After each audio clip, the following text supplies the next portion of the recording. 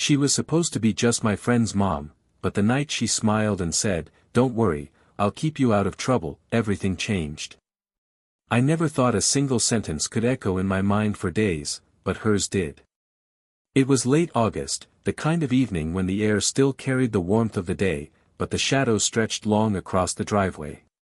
My friend and I had gotten into one of those pointless arguments, half joking, half serious, that only young men seem to have when pride gets in the way of common sense. Voices a little too loud, arms flailing, and laughter that carried an edge of defiance. That's when she appeared. His mom stepped out onto the porch, the screen door creaking as it swung behind her.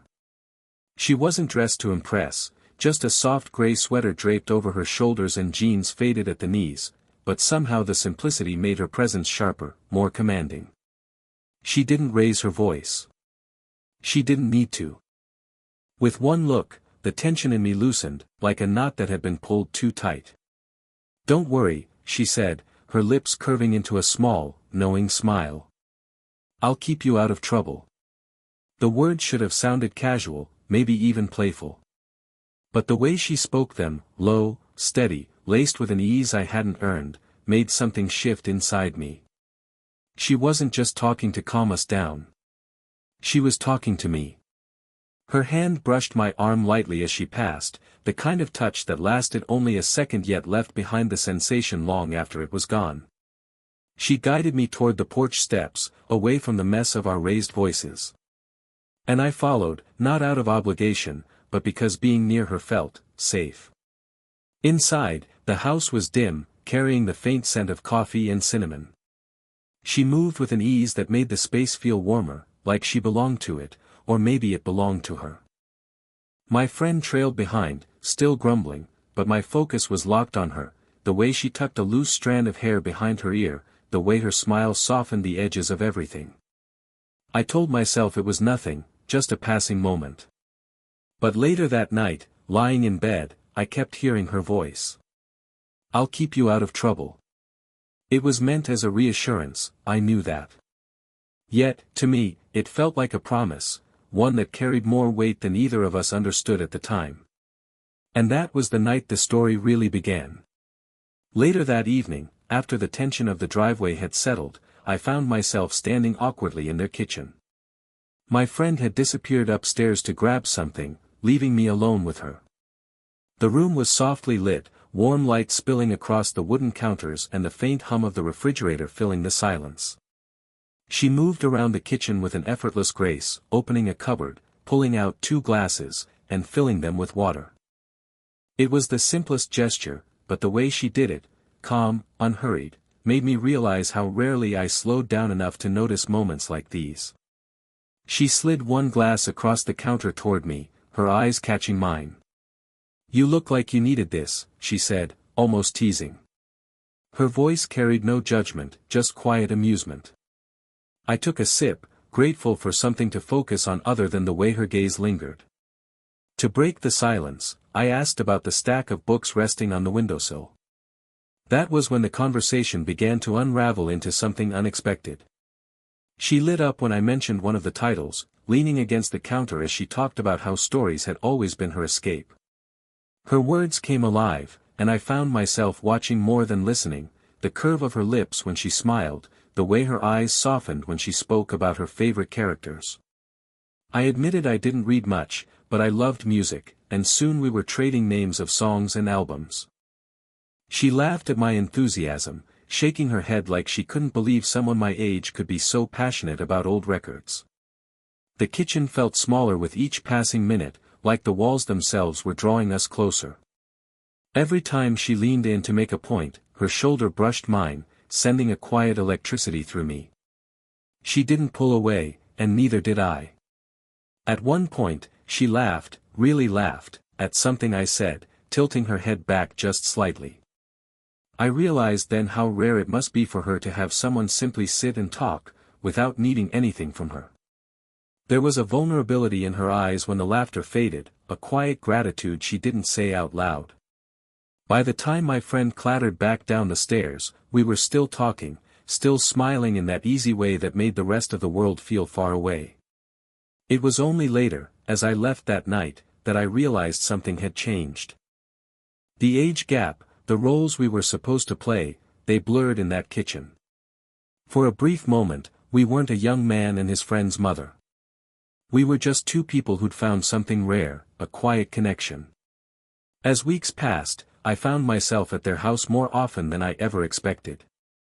At first, it was always about my friend, hanging out, gaming, making plans. But gradually, I realized that I was just as aware of her presence in the background as I was of him. I'd catch glimpses of her moving through the hallway, hear the faint clink of dishes in the kitchen, or the soft murmur of her voice when she answered a call. Those small things began to pull my attention in ways I couldn't fully explain. She seemed to sense it too, though neither of us ever spoke of it. Instead, it showed up in fleeting moments, tiny cracks in the roles we were supposed to play. One afternoon, we were all leaving the house at the same time. My friend rushed out the door ahead of us, already halfway down the driveway, calling back over his shoulder that he'd meet us at the car. I was left in the hallway with her. She held my jacket in her hands, waiting for me.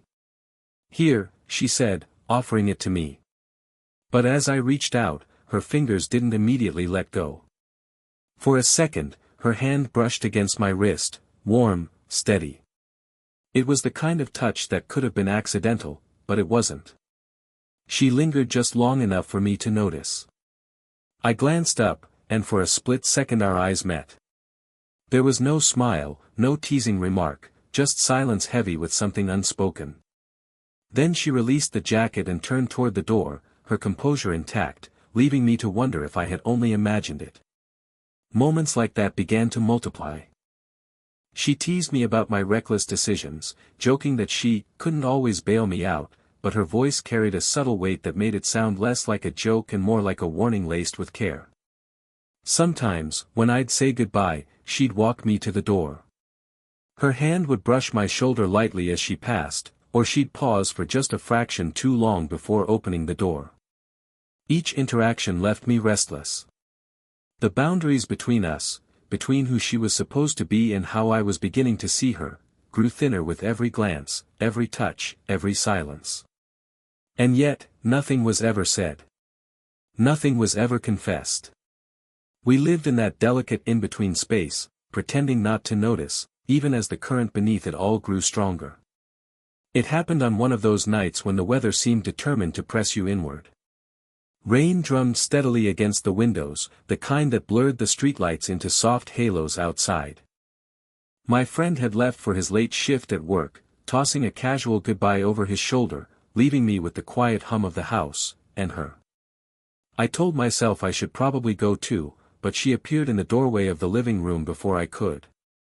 "You don't have to leave yet," she said, holding 2 mugs of tea, steam curling upward like little ghosts between us. "It's pouring out there." I hesitated only a moment before nodding. She smiled, small, knowing, and handed me a cup. Our fingers brushed in the exchange, and though it lasted barely a second, I felt the warmth of her skin more vividly than the heat of the tea itself. We settled onto the couch, not close enough to touch, but near enough that the space between us seemed charged. The rain filled the silence when our words didn't, and oddly, it wasn't uncomfortable. She asked about school, about my plans, and I told her more than I'd intended.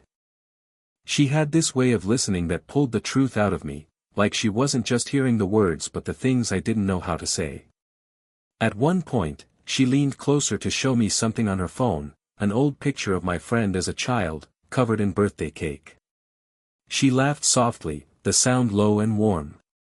Her shoulder pressed lightly against mine as she held the phone up. I told myself not to notice, but how could I not? Her perfume, faint and floral, drifted toward me, mixing with the scent of tea and rain. When she pulled the phone back, she didn't move away immediately. For a breath, maybe two, she stayed there, close enough that I could feel the quiet rhythm of her breathing. My chest tightened, not with panic but with a pull I didn't yet have words for. Eventually, she shifted back, setting her cup down on the table. The moment passed as naturally as it had come, but something in me had changed. The silence that followed wasn't empty. It was heavy, pulsing, as though both of us were waiting for something neither dared to name. I stared at the rain-streaked window, but my thoughts weren't on the storm outside. They were on her, the warmth of her shoulder, the softness in her laughter, and the quiet question her nearness left hanging in the air. The night that changed everything didn't begin with grand gestures. It began quietly, as most important things do. We were sitting at the kitchen table, the rain from earlier still clinging to the windows in faint streaks. The light above us was warm but dim, creating pockets of shadow that softened her features. She had been unusually quiet, stirring her tea with slow, distracted circles. Finally, she sighed, setting the spoon down gently against the cup. "You know," she said, her voice lower than usual, "people always assume I've got everything figured out. That I'm strong, steady, unshakable." I stayed silent, sensing this wasn't the kind of moment to fill with careless words. Her gaze drifted toward the window. "The truth is, raising a son on my own, keeping the house together, pretending I never get tired, it's heavier than I let on. Some days I wonder if anyone even sees past the surface." She gave a soft, humorless laugh. "I'm supposed to be the one keeping everyone else out of trouble. But who does that for me?" The vulnerability in her voice cut through me in a way I didn't expect. She wasn't just the steady, graceful figure I'd come to admire, she was human, carrying the weight of quiet battles no one else noticed. Without thinking too much, I reached across the table and placed my hand gently over hers. Her skin was warm beneath mine, and for a moment, she didn't move. She just looked at our hands, then up at me. Her eyes, usually so guarded, were softer now, filled with something fragile. She didn't pull away. Instead, her fingers shifted slightly, settling against mine as though allowing the contact, maybe even needing it. "I see you," I said quietly, the words surprising even me. But they were true. "I see more than you think." She blinked, a faint smile tugging at her lips, though her eyes glistened in the low light. For a moment, it felt as though the world outside had fallen away, the rain, the silence, the weight of expectation. There was just her hand beneath mine, the steady thrum of connection, and a fragile trust building in the space between us. We didn't say anything else after that. We didn't need to. The silence was enough, charged and tender, carrying more than words ever could. And though nothing about it was planned, I knew then that something had shifted between us. She was no longer just my friend's mother, the woman who had promised to keep me out of trouble. She was someone whose quiet strength I wanted to protect in return. It was late one evening when I walked her to the door. My friend had already left for the weekend, heading off with a group of coworkers on some overnight trip.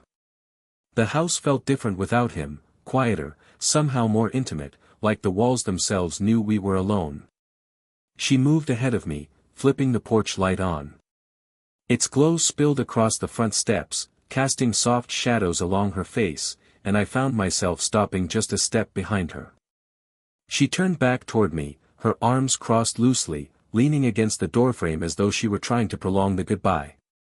"You really are trouble," she said, her lips curving into a smile that wasn't entirely playful. The words were whispered more than spoken, as if they were meant only for me. I laughed quietly, trying to ease the tension, but the sound fell flat. The air between us was thick, charged with something heavier than humor. She tilted her head slightly, studying me the way you study a photograph you've seen 100 times but suddenly notice something new about. For a moment, neither of us moved. The silence stretched, not awkward but electric, like the pause before a song's final note. My heart pounded in my chest, and I wondered if she could hear it in the quiet night. Then, without warning, she reached up. Her hand brushed against my forehead, gently pushing a strand of hair away. It was the kind of motherly gesture that should have felt ordinary, but it didn't.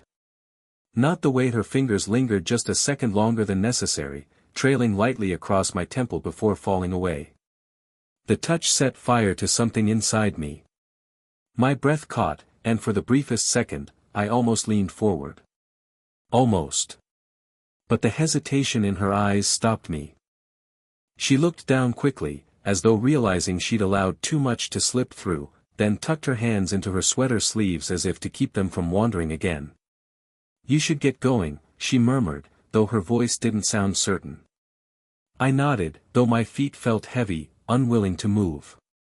I wanted to say something, anything, to bridge the chasm opening between us. But the words tangled in my throat. All I managed was, "Yeah. I guess I should." She opened the door, holding it just wide enough for me to step through. But even then, she didn't move back inside. She lingered there, her gaze following me as I descended the steps. I glanced back once, and our eyes locked. It was the kind of look that said more than either of us could safely admit. For a fleeting moment, I thought she might call me back. That she might let the unspoken slip free. But instead, she gave the smallest smile, tender, almost sad, and closed the door softly behind her. I stood there on the porch, the echo of her touch still alive on my skin, my chest tight with the weight of everything unsaid. And though nothing had been spoken aloud, I knew we had crossed into dangerous territory. The weekend stretched longer than I expected. My friend was away, and though I told myself I wouldn't, I ended up at their house again, this time under the guise of helping her with the garden. She had mentioned the broken gate latch and a few tools she couldn't manage on her own. It was an excuse, maybe, but one that felt safe enough. The evening air was cool, carrying the scent of damp soil and fresh-cut grass. The sky above was deep indigo, the moon already high, silver light spilling across the yard. I worked with my hands, tightening bolts and adjusting hinges, while she stood nearby holding the flashlight, her presence as steady as the beam of light guiding me. When it was finally done, she exhaled with relief. "You really saved me there," she said softly, lowering the flashlight. "I've been putting that off for weeks." "It was nothing," I murmured, brushing the dirt from my palms. But inside, it hadn't been nothing. It had been everything. Every moment with her felt weighted with meaning, even the simple ones. She motioned toward the steps of the porch. "Sit with me for a bit. The night's too beautiful to waste." So we sat, side by side on the wooden steps, the boards creaking lightly beneath our weight. At first, we spoke about ordinary things, the weather, the neighbors, the small routines of daily life. But gradually, the conversation softened into silence. A comfortable one.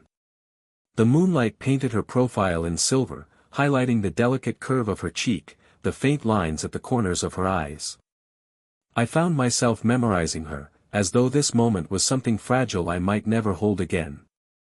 Then, without a word, she leaned against me. Her head rested lightly on my shoulder, her hair brushing against my neck. The weight of her was gentle but grounding, anchoring me in a way I didn't know I needed. My breath caught, but I didn't move away. Instead, I let my arm drape across her shoulders, hesitant at first, then settling naturally as though it belonged there. She didn't flinch, didn't pull back. She simply exhaled, a sound halfway between a sigh and a release, and melted into the space beside me. We sat like that for a long time, the night wrapping around us. No words, no declarations, just the steady beat of two hearts learning the rhythm of being near. The quiet intimacy of it was more powerful than anything I could have imagined. Eventually, she spoke, her voice a whisper almost carried away by the breeze. "You have no idea how much trouble you are," she said, echoing the words she'd once teased me with. But this time, her tone was different, gentle, laced with affection. I smiled into the darkness, tightening my arm around her just slightly. "Then maybe you shouldn't keep me out of it," I said quietly. She didn't respond right away. Instead, she reached for my hand, her fingers intertwining with mine in the shadows. That single gesture carried the answer I'd been waiting for. And there, under the silver wash of moonlight, the story found its resolution, not in grand confessions or reckless leaps, but in the simple truth of two people choosing closeness, knowing full well the risks, but deciding the warmth was worth it.